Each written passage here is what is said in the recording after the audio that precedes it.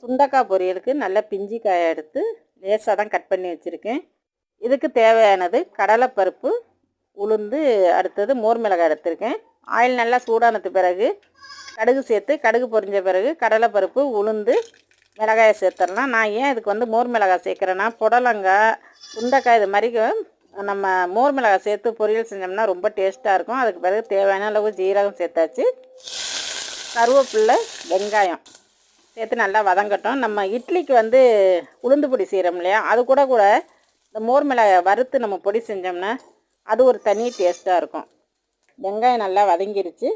அதுக்கு பிறகு அலசி வச்சுருக்க அந்த சுண்டைக்காயும் சேர்த்துடலாம். பாருங்கள், அலசின தண்ணியில் கூட ஜாஸ்தி விதை வெளியாகிருக்காது.